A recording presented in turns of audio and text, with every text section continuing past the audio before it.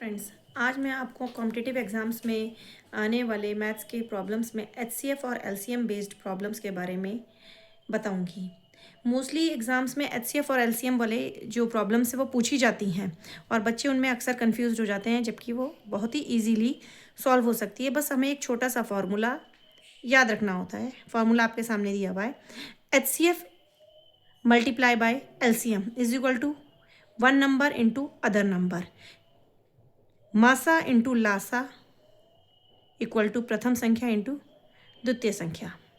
ये एक छोटा सा फॉर्मूला है। जब हमें एचसीएफ भी दिया हुआ है, एलसीएम भी दिया हुआ है, एक संख्या दी हुई है और दूसरी संख्या पूछी गई है। जैसे कि एक प्रश्न आपके सामने लेके आई हूँ। The LCM and HCF of two numbers are 120 and 12 respectively. एक दो नंबर हैं जिनका एलसीएम और एचसीएफ 120 एंड 12 है। If one of the number, यदि उनमें से एक नंबर 24 है तो दूसरा नंबर हमें फाइंड आउट करना है। तो इस तरह के क्वेश्चंस में जनरली बच्चे कंफ्यूज हो जाते हैं कि हमें एलसीएम दे रखा है, एचसीएफ दे रखा है, एक नंबर दे रखा है, दूसरा नंबर कैसे निकालें।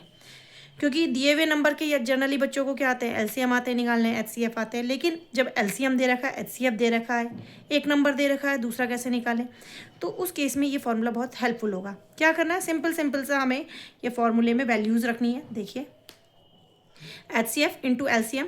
एलसीएम की वैल्यू क्या है हमारी, एचसीएफ की वैल्यू है 12 और एलसीएम की वैल्यू है 120। प्रथम संख्या एक नंबर दे रखा हमें 24 और दूसरा हमें निकालना है। आपके सामने है, सिंपल सा देखिए, सिंपल कैलकुलेशन है, बाकी कुछ नहीं है। 12 into 120 is equal to 24 into other number.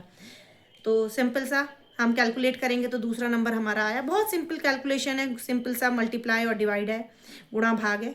तो दूसरा नंबर क्या आया हमारा 60। बहुत ईजिली ये कैलकुलेट हो गई है। आई होप आप लोगों को समझ में आई होगी। इसी तरह का एक और प्रश्न मैं आप लोगों के लिए लेके आई हूँ, जिसे आप लोग खुद अपनी प्रैक्टिस के लिए यूज़ करें, सॉल्व करें। दो संख्याएं हैं जिनका मासा 18 तथा लासा 504 है। वही एचसीएफ 18 एंड एलसीएम 504। यदि एक संख्या, उनमें से एक संख्या क्या है, एक नंबर 72 है, तो दूसरी हमें ज्ञात करनी है।